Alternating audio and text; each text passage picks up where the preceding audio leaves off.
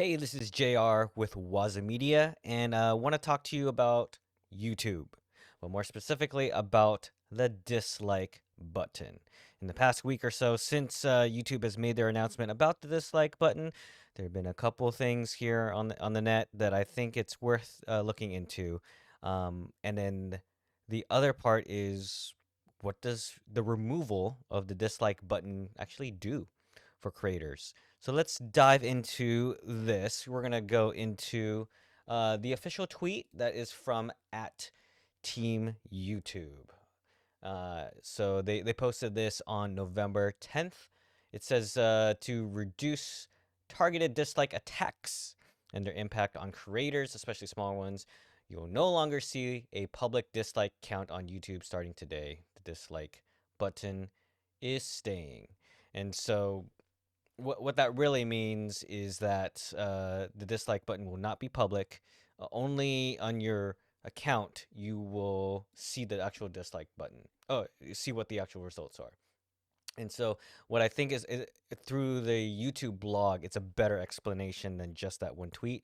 And now they have the video. We're not going to watch the video, but we're gonna look into the blog from YouTube for a little more. So as part of the experiment, viewers could still see and use the dislike button, but because the account was not visible to them, YouTube has found that they were less likely to target a video's dislike button up to drive to the account.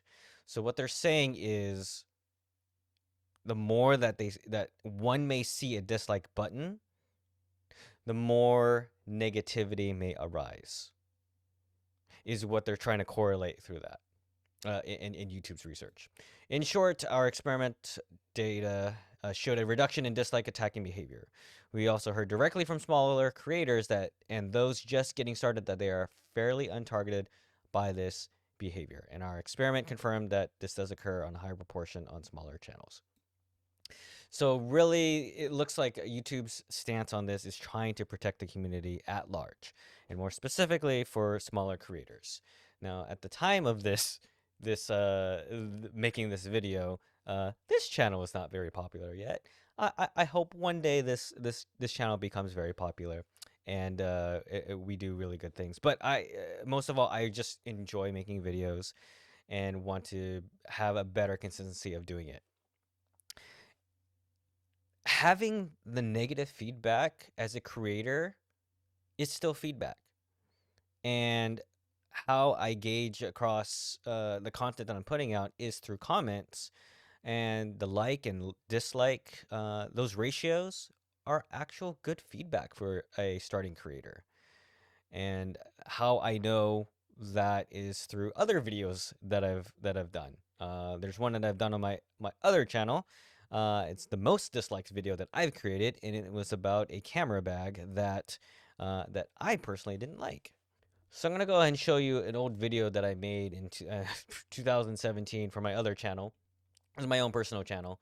I've got 115 dislikes and 19 likes about my personal opinion about a camera bag that I felt that didn't work for me. And I've got 28 comments about criticizing my subjective view on something that I bought with my own money that I wasn't sponsored. And so while it was my own opinion, I got a lot of trash for it. But it's still feedback, and didn't take it down. I did respond to a couple comments here and there, and I just took it for what it was. It was I while it may have been personal on some of the attacks, didn't really phase me. Yeah, I still continue to create content related to photo gear because that's what I was really interested in 2017 at the time.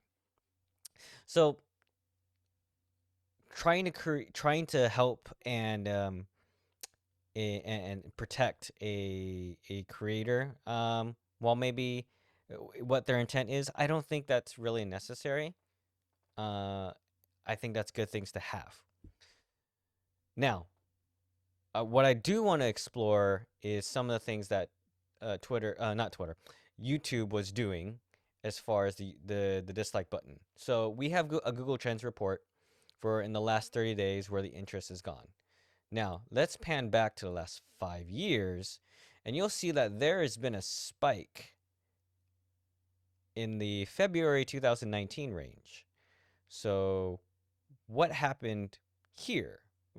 Here at the end of the spectrum is today, is last week. But 2 years ago, it seems like there was a discussion here. So I found this article from The Verge, February 1st, 2019, about YouTube wanting to wants to dislike mobs to stop weaponizing the dislike button. And here it says that YouTube is no stranger to viewers weaponizing the dislike button, but product development team is working on a way to tackle the issue. Now, the most disliked button, the most disliked video right now is still YouTube Rewind's 2018 Everyone Controls Rewind. And if you haven't seen that video, it's very cringeworthy.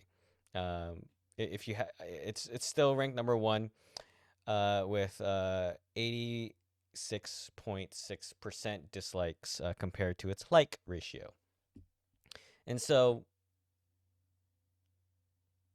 when you're watching it, I watched it, I think before I learned about the ratio, and I think later on I learned it was the dislikes were starting to become more frequent there. And as a viewer, it gives me another piece of information to gauge what the public is thinking on it. I also keep thinking about the old show Who Wants to Be a Millionaire, whenever you ask the audience, when you have the law of large numbers, and remembering that the audience was right for majority of it, for most of the answers that the contestants would bring on and use that lifeline. And so when you have so many people and you have such a large sample of people chiming in, you can get better data about the on the feedback and the input from everyone. Now I'm guessing with YouTube in 2019 they wanted to do this probably because of their video, which just came out 2 months prior, because they do their rewind videos around November-December timeframe near the end of the year. So maybe it was something to protect them. I don't know, or maybe this might be a way to protect larger brands.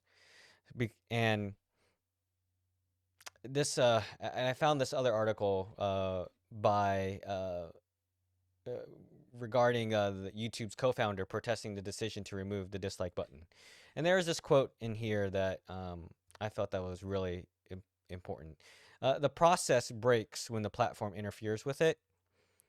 Then the platform invariably declines. Does YouTube want to become a place where everything is mediocre? Because nothing can be great if nothing is bad. And so if you only can know the likes and you don't know the dislikes, how do you know if it's good or bad? If you go on Amazon and you only see 5 stars, how do you know if it's not good or not? You have to see the 1 stars. I'm thinking on Reddit where you have upvotes and you have downvotes. Comparison is the best way in order to see if it's good or not. And that's an objective way of doing it. Now, YouTube will still have the comments, but that is subjective information unless you decide to do some sentiment analysis and start targeting words and train the AI to pick up on it. That's really complicated. But if you're looking at the video from just a snapshot, and you go and look at the YouTube page and you see it, and you see the title, you see when it was posted, and then you see the like and dislike ratio, that just gives you another piece of information on whether the public who's watching it agrees with it, not agree with it, likes it, and not like it. And so really it comes to the viewer to decide, to take this information, decide whether it's as good or not. Now, and I agree if that Karim, who made this quote, that do you want to have YouTube to be a place where everything is mediocre? You gotta have a way for people to compare it. Another thing is related to, I'll bring another product in, is wine. How do you know if you have bad wine, if a wine is good or not? You have to have bad wine. And so I think Gary Vaynerchuk talked about this, where He talks about when he used to do the wine TV show, is he would talk about purposely having bad wine in order to uh, train your palate. Because if you have something good all the time, good wine all the time, the fancy stuff, then you're not training your palate well. You'll be used to it, you'll be tolerant, and you can't tell what's what. And so you have to have bad wine in order to make sure your palate knows what's going on. So in the same way, this is just my personal take. Having the dislike button removed from videos is not going to be very helpful for small creators, but even for larger ones, for larger creators. Brands should have this information out there, and for transparency, I feel that they should have it publicly available on their page. The attack mobs, what I found is with larger brands, larger followings, and we see this with other social media platforms, the community will self-correct.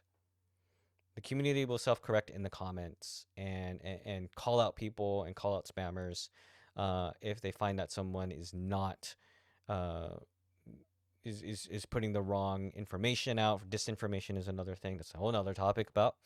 But the community will course correct what's going on in the comments, and so the dislike button is just another metric, and I really hope that they put it up there. I was actually a fan years ago on Facebook that Facebook only had the like button. I really wanted the dislike button.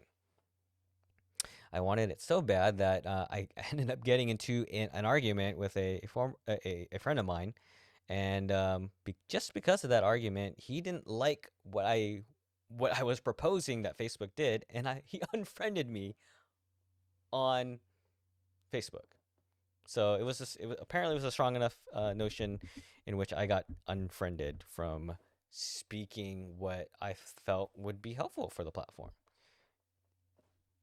It is what it is. And now with Facebook, we have different emotions, and I guess the most equivalent to maybe a dislike would be the angry button, the angry emoticon right now. And so with YouTube, we will see how well this goes. Right now, in the comments on Twitter, it's not just scrolling through. Yeah, some of the reactions are not that great. Why do people have a problem with the removal of a dislike button anyway? Can people not take a comment? Cannot people not handle feedback? Maybe these are just things where people just need to grow a backbone, or are we really looking for the safety for everyone? It's my personal take on this is that everyone needs the feedback, and having that level of transparency by having the amount of dislikes is better for your audience. We will see how this continues, and to see if maybe YouTube will bring it back up, that they'll re-enable their dislike button. They may, they not. We'll keep an eye on it, and we'll go from there. If you like this video, please like and subscribe, and I will catch you in the next one.